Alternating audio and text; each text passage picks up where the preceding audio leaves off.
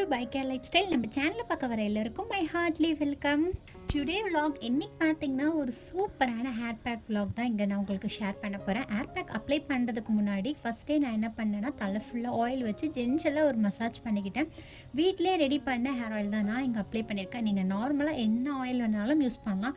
நீங்கள் ஏதாச்சும் oil prepare பண்ணியிருந்தீங்கன்னா அந்த ஆயில் கூட யூஸ் பண்ணலாம். அப்படி இல்லைனா நார்மலான தேங்காய் எண்ணெய் கூட வச்சு ஆயில் ஃபுல்லாக நல்லா அப்ளை பண்ணிவிட்டு ஜென்ரலாக ஒரு மசாஜ் பண்ணிவிட்டு கொண்டாயில் போட்டுக்கிட்டேன். ஹேர் பேக் போட போகிறேன்னா ஹேர் ஆயில் அப்ளை பண்ணி ஜஸ்ட் ஒரு 5 to 6 hours வந்து ஹேரில் வந்து கொஞ்சம் ரெஸ்ட் விடுவேன். ஏன்னா நம்ம சேர்த்துருக்க ஆயிலெலாம் வந்து நல்லா ஊறி ஸ்கேப் வந்து நல்லா சாஃப்ட் ஆகிறதுக்காக. ஸோ அந்த டைமில் வந்து இன்றைக்கி நான் குக் பண்ண போகிறேன். இன்றைக்கி சிம்பிளான ஒரு லன்ச் ரெசிபி தான். அதுக்கு முன்னாடி நேற்று கழுவின பாத்திரங்கள்லாம் இருந்துச்சு. ஸோ அதெல்லாம் எடுத்து அரேஞ்ச் பண்ணி வச்சுட்டு ஆல்ரெடி யூஸ் பண்ணி போட்டிருந்த பாத்திரங்கள் எல்லாத்தையுமே காலைல லஞ்ச் ரெடி பண்ணேன். ஸோ அந்த பாத்திரத்தை எல்லாத்தையுமே எடுத்து கழுவி வச்சிட்டேன். அப்போ தான் வந்து நெக்ஸ்ட் ரெசிபி செய்யறதுக்கு கொஞ்சம் கிச்சன் வந்து நீட்டாக இருக்கும், சமைக்கணும்னு இன்ட்ரெஸ்ட் இருக்கும். ஸோ அதெல்லாம் எடுத்து அரேஞ்ச் பண்ணிவிட்டு இன்றைக்கி லஞ்சுக்கு பார்த்திங்கன்னா கிள்ளி போட்ட சாம்பார் தான் ரெடி பண்ண போகிறேன். இதுக்கு பருப்பு நிறையா போடணுன்ற அவசியம் கிடையாது, கொஞ்சமாக பருப்பு போட்டாலே போதும். ஏன்னா பருப்பு வந்து தண்ணியாக தான் இருக்க போகுது. அதனால் நான் வந்து கொஞ்சம் பருப்பு சேர்த்துருக்கேன். இது கூடிய ஒரு தக்காளி, ஒரு வெங்காயம் சேர்த்துருக்கேன். உங்கள்கிட்ட பச்சை மிளகாய் இருந்தால் நீங்கள் சேர்த்துக்கலாம். நான் இங்கே பச்சை மிளகாயெல்லாம் சேர்க்கல, நார்மலாக வெங்காயம் தக்காளி மட்டும் சேர்த்துட்டு தண்ணி மட்டும் ஊற்றி அப்படியே குக்கர் போட்டு மூடி வச்சிட்டேன். இது வந்து கரெக்டாக ஒரு 3 விசில் வரட்டும். மேலே இருக்க தோலோடு நம்ம சேர்த்து சமைச்சோன்னா சாஃப்டாக இருக்காது, கொஞ்சம் வரன்னு இருக்கும். அதனால மேலே இருக்கிற தோலை மட்டும் லைட்டாக வந்து ரிமூவ் பண்ணிக்கிட்டேன் கத்தியால். பொடலங்காய் தோலெல்லாம் ரிமூவ் பண்ணி எடுத்தோன்னே மேலே கொஞ்சம் ஒட்டிட்டு இருந்த மாதிரி இருந்தது. அதனால் லைட்டாக வாஷ் பண்ணிக்கிட்டேன். உள்ளே இருக்கிற அந்த சீட்ஸ் எல்லாம் வந்து கட் பண்ணி எடுத்துக்கிறேன். இந்த பொடலங்காய் வந்து இப்போ நம்ம பொடிசாக வந்து கட் பண்ண போகிறோம். பொடலங்காய் நல்லா சாஃப்ட் ஆகிறதுக்கும் சீக்கிரமாக குக் ஆகிறதுக்கும் ஒரு டிப்ஸ் இருக்குது. அந்த டிப்ஸை வந்து ட்ரை பண்ணி பாருங்கள். சட்டுன்னு பொடலங்காய் வெந்துடும். பொடலங்காயை வச்சு இங்கே எண்ணெய்க்காயாக ரெடி பண்ண போகிறோம். உங்ககிட்ட கத்திரிக்காய் இருந்தால் கத்திரிக்காயை எண்ணெய் கத்திரிக்காயாக போட்டுக்கோங்க, ரொம்ப நல்லாயிருக்கும் டேஸ்ட்டு. வீட்டில் புடலங்காய் இருந்தனால இன்றைக்கி நான் புடலங்காய் ரெடி பண்ணியிருக்கேன். புடலங்காயில் கொஞ்சம் போல் உப்பு சேர்த்து புடலங்காவை நல்லா பசைஞ்சு கொடுத்துட்டேன். அப்படியே இது ஒரு 10 நிமிஷம் ஊறட்டும். உப்பு மட்டும் நிறையா சேர்த்துடாதீங்க, ஏன்னா இங்கே போடுற உப்பு தான் அங்கே வந்து புடலங்காவுக்கு சேரப்போகுது. அதனால் பார்த்து கம்மியாக சேர்த்துக்கோங்க. பருப்பு நல்லா 3 விசில் வந்தோன்னே கொஞ்சமாக சுடுதண்ணி சேர்த்துருக்கேன். சுடுதண்ணி சேர்த்துட்டு கொஞ்சமாக சீரகத்தை வந்து கையிலே நுணுக்கி சேர்த்துருக்கேன். கொஞ்சமாக உப்பு, அப்புறம் பார்த்திங்கன்னா மஞ்சள் தூள் சேர்த்துட்டேன். ஒரு கொதிச்சோன்னே பருப்பு அந்த பக்கமாக இறக்கி வச்சுட்டேன். வடச்சட்டியில் கொஞ்சமாக காஞ்ச மிளகாய், எண்ணெய், கடுகு, சோம்பு, கருவேப்பிலை, வெங்காயம் இது எல்லாத்தையும் சேர்த்து நல்லா வதக்கி எடுத்துட்டேன். சாம்பார் கொதிச்சிருக்க சாம்பாரில் வந்து இப்போ வந்து நம்ம தாளித்து வச்சுருக்கதை சேர்த்துக்க போகிறோம். இதுக்கு முன்னாடி கொஞ்சமாக கொத்தமல்லி சேர்த்துக்கிட்டேன். வெங்காயம் வதக்கும் போதே கொஞ்சமாக பெருங்காயமும் சேர்த்துக்கோங்க. தாளித்து ஊற்றணுன்னா அப்படியே வந்து அந்த சட்டியை வச்சு மூடி விட்டுட்டேன். ஏன்னா அந்த ஸ்மெல் வந்து பெருங்காய ஸ்மெல் வெளியே போயிடும். அதனால் மூடி விட்டுட்டு கொஞ்சம் நேரம் செஞ்சு எடுத்துகிட்டு ஒரு கிளறி எடுத்து வச்சு புடலங்காய் நல்லா சாஃப்டாக வந்து இதாயிருச்சு. ஸோ இந்த தண்ணியெலாம் எக்ஸ்ட்ரா இருக்கிற தண்ணி எல்லாமே வெளியே வந்துருச்சு. புடலங்காயும் இப்போ சாஃப்டாக இருக்குது. அதே வடச்சட்டியில் கொஞ்சமாக எண்ணெய், கருவேப்பிலை, சோம்பு, நீளமாக கட் பண்ண வெங்காயம், 2 வரமிளகாய் கிள்ளி சேர்த்துருக்கேன். இது எல்லாத்தையும் நல்லா வதக்கி எடுத்துக்கலாம். வெங்காயம் நல்லா வதங்கணுன்னா 1/2 ஸ்பூன் அளவுக்கு இஞ்சி பூண்டு விழுது, 1/4 ஸ்பூன் அளவுக்கு மஞ்சள் தூள். இது கூடயே புடலங்காயில் நம்ம உப்பு சேர்த்து வச்சுருக்கதை அப்படியே சேர்க்காமல் ஒரு 2 தடவை அலசிடுங்க. உப்பு வந்து இருக்கும், அதனால் 2 தடவை அலசிட்டு அதையும் சேர்த்துருக்கேன். 1/2 ஸ்பூன் அளவுக்கு பார்த்தீங்கன்னா சீரகம் சோம்பு அரைச்சது சேர்த்துருக்கேன். இந்த டைமில் வந்து புடலங்காய்க்கு உப்பு கொஞ்சம் கூட சேர்க்காதீங்க, ஏன்னா புடலங்காயில் உப்பெல்லாம் சேர்ந்து இருக்கும். லைட்டாக மட்டும் கிளறி விட்டுட்டு அப்படியே மூடி வச்சு ஒரு 5 நிமிஷம் குக் ஆகட்டும். புடலங்காய் நல்லா 5 நிமிஷத்தில் சூப்பராக குக் ஆகிடுச்சு சாஃப்டாக. நான் வந்து இங்கே எண்ணெய்க்காயாக ரெடி பண்ணியிருக்கனால ஆயில் கொஞ்சம் அதிகமாக இருக்குது. கொத்தமல்லியும் தேங்காய் துருவலும் சேர்த்து கிளறி வச்சுருக்கேன், ரொம்பவே நல்லாயிருக்கும். சாப்பாடு வந்து ரெடி பண்ணிட்டேன். இந்த பக்கம் பார்த்திங்கன்னா புடலங்காயும் தேங்காய் பூ போட்டு கொத்தமல்லி போட்டு எண்ணெய்க்காய் பொரியல் மாதிரியாக ரெடி பண்ணியிருக்கேன். ஸோ சூப்பராக இருக்கும்.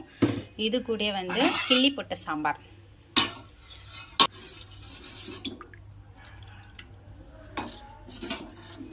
ஸோ கிள்ளி போட்ட சாம்பாரும் ரெடி ஆயிடுச்சு. இப்போ வந்து நான் ஒரு ஹேர் பேக் ரெடி பண்ண போகிறேன். இந்த ஹேர் பேக் வந்து ஹேர் க்ரோத்தை வந்து நல்லா இம்ப்ரூவ் பண்ணி கொடுக்கும். ஹை ப்ரோட்டீன் உள்ள ஒரு ஹேர் பேக் தான். இதுக்கு வந்து நான் பச்சை பசுப்பயிறு பார்த்திங்கன்னா ஊற போட்டு வச்சுருக்கிறேன். நிறையா ஊற போட்டிருந்தேன், பாதி வந்து முளை கட்டுறதுக்காக எடுத்து வச்சுட்டேன். இது வந்து வெந்தயம். டெய்லிக்கும் 1 ஸ்பூன் வெந்தயம் வந்து சாப்பிட்ணும். ஊற வச்ச வெந்தயமாக இருந்தாலும் சரி, நார்மலான வெந்தயமாக இருந்தாலும் சரி, காலையிலேயே சாப்பிட்றணும். ஸோ இவ்வளோ வெந்தயம் நான் போட போகிறதில்ல, கொஞ்சோண்டு வெந்தயம் தான் போடுறேன். இந்த பக்கம் பார்த்திங்கன்னா கேர்டு எடுத்து வச்சுருக்கேன். கேர்டு வந்து ஃபீஸ் ஆகிடுச்சு, ரொம்ப ஃபீஸ் ஆகிடுச்சு.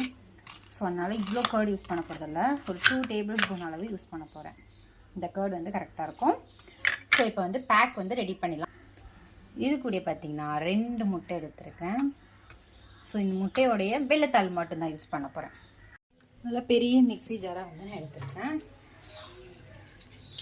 பயிர் வந்து கரெக்டாக ஒரு கைப்பிடி அளவு சேர்த்துக்கிறேன். இது கூட வெந்தயம் வந்து இவ்வளோ சேர்த்துருக்கேன், ஒரு கைப்பிடியில் கொஞ்சமாக.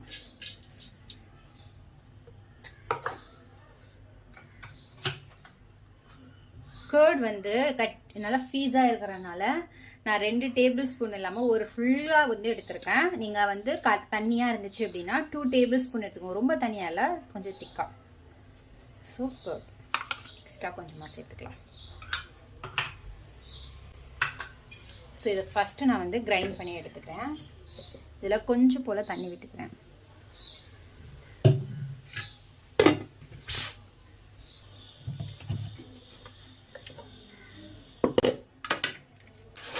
இதை வந்து நான் ஒரு பவுல் மாற்றிக்கிறேன்.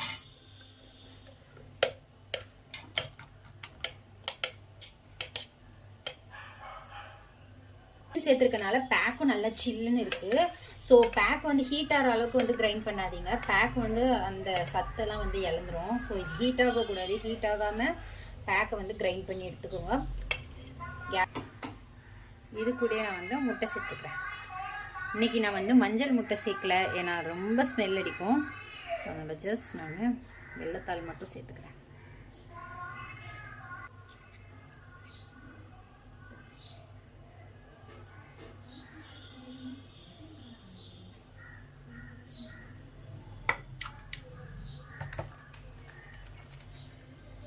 ஸோ இதை வந்து மிக்ஸ் பண்ணி எடுத்துக்கலாம்.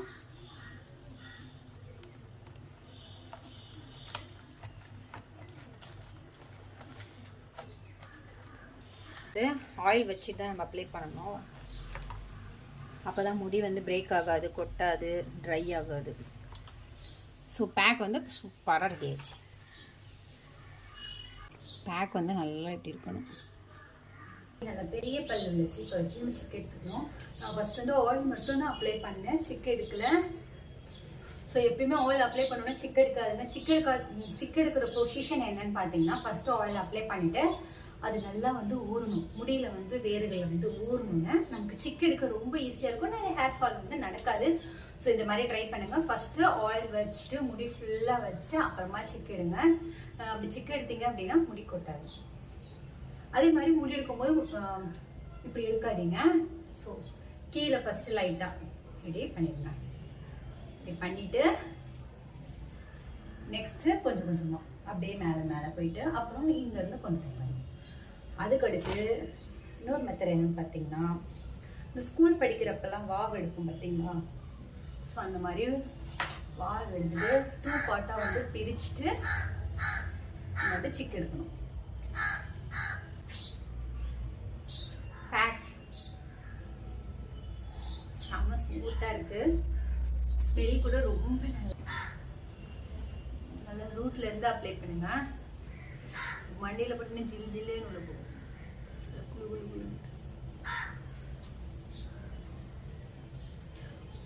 உங்களுக்கு காட்டும் அப்படின்னு தான் கிட்ட கொண்டு வச்சிருக்கேன்.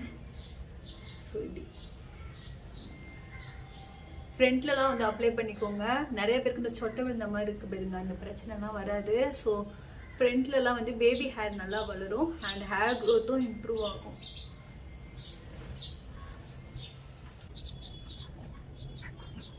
பேக் பார்த்தீங்கன்னா ஹேர் ஃபுல்லாகவே அப்ளை பண்ணிட்டேன். நல்லா சூப்பராக அப்ளை பண்ணியிருக்கேன். நல்லா சில்லுன்னு இருக்குது. கோன்டைன் மாதிரி போட்டிருக்கேன் ஸ்வெட் ஆகாமல் இருக்கிறதுக்கு. நீங்கள் லிக்விடாக வந்து பேக் அப்ளை பண்ணிடுறீங்க. கொஞ்சம் திக்காக வந்து பேக் அப்ளை பண்ணிக்கோங்க, இல்லைன்னா இங்கெல்லாம் வடிஞ்சிக்கிட்டே இருக்கும். ஸோ அந்த மாதிரி பண்ணுங்கள். இல்லை கவர் டவுல் இருந்தால் கூட நீங்கள் கவர் பண்ணிக்கலாம். அது ரொம்ப சில்லுன்னு இருக்கும். ஸோ பார்த்துக்கோங்க. எனக்கு வந்து கிளைமேட் இப்போ கொஞ்சம் டிஃப்ரெண்ட்டாக இருக்கிறனால, கொஞ்சம் பனி மாதிரி இருக்கிறனால 20 மினிட்ஸில் நான் ஹேர் வாஷ் பண்ணிடுவேன். உங்களுக்கு கொஞ்சம் பாடி ஹீட்டான பாடியாக இருந்தால் 30 மினிட்ஸ் வரைக்குமே ஊற வைக்கலாம். அதுக்கு மேலே வேண்டாம். ஓகே, ஹேர் வாஷ் பண்ணிட்டேன். ஹேர் வாஷ் பண்ணி ரொம்ப நேரம் ஆயிடுச்சு ஆக்சுவலாக. ஸோ ஹேர் வந்து நல்லா செம்ம பஞ்சு மாதிரி இருக்குது. முடி பஞ்சு மிட்டாய் மாதிரி இருக்குது. ஸோ பார்த்தீங்கன்னா நல்லா தெரியும். ஹேர் நல்லா சாஃப்டாக சில்கன் ஸ்மூத்தாகவும் பஞ்சு மிட்டாய் மாதிரியும் இருக்குது. ஸோ இந்த பேக் வந்து வீக்லி ஒன்ஸ் மட்டும் யூஸ் பண்ணுங்கள். இது ரொம்ப கோல்டான பேக்கு. இந்த பேக் வந்து ஜங்கி வச்சிருக்கிறவங்க கூட யூஸ் பண்ணலாம். அதுக்கு ஒரு டிப்ஸ் சொல்கிறேன், அதை மறக்காம ஃபாலோ பண்ணிடுங்க. இந்த பேக் வந்து இந்த கிளைமேட்டுக்குலாம் யூஸ் பண்ணணும் அப்படின்னா கோல்டு வச்சிரும். அதுக்கு ஒரு டிப்ஸ் என்னன்னா, நம்ம வீட்டில் இருக்கிற அரிசி, பச்சை அரிசி இருக்கலாம், புழுங்கரிசி இருக்கலாம், எனி ரைஸ், ரேஷன் கடை அரிசி கூட இருக்கலாம். அது ஒரு கவர்னா பிளாஸ்டிக் கவர் இல்லாமல் இந்த கோணி பை கொடுப்பாங்கல்ல, கோணி பை, அந்த பையில வந்து அரிசி பாதி, ரொம்ப பெரிய மூட்டையில வச்சிடாதீங்க, கொஞ்சமான அரிசியை மட்டும் ஒரு தலகாணி சைஸுக்கு ரைஸ் எடுத்து நைட்டு தூங்கும் போது தலையில வச்சுட்டு படுங்க. நீர் கோர்த்திருக்கிறது, தலையில நீர் கோர்க்கிறது, ஜன்னி வைக்கிறது, அப்புறம் தூங்கும் போது சளி வர்றது, அந்த பிரச்சனை எல்லாம் வராது. அப்புறம் சீக்கிரமா வந்து முடியும் காஞ்சிரும். இன்னைக்கு ஹேர் வாஷ் பண்ணிக்கிறதுனால ஜில்லுன்னு இருக்கும் இந்த கிளைமேட்டுக்கு. ஸோ நைட்டு படுக்கும் போது இந்த மாதிரி ஒரு டிப்ஸை பண்ணிட்டு படுங்க. கொஞ்சம் கூட கோல்டு ஆகாது, அதே மாதிரி ஜன்னி வைக்காது. இதை யார் வேணாலும் தாராளமாக யூஸ் பண்ணலாம். கிட்ஸ் கூட இதை யூஸ் பண்ணுங்க. கிட்ஸ் கூட நீங்கள் ஹேர் வாஷ் பண்ணீங்கன்னா இந்த டிப்ஸ் பண்ணுங்க. அன்னைக்கு மட்டும் தலகாணி வைக்க வேணாம், தலகாணிக்கு பதிலாக தான் அரிசி மூட்டை வந்து சின்னதாக வச்சுட்டு படுத்துக்கோங்க. ஸோ இந்த மாதிரி வீடியோஸை பார்க்க நம்ம சேனலை like and share, subscribe. Next ஒரு vlogல பார்க்கலாம். பாய்.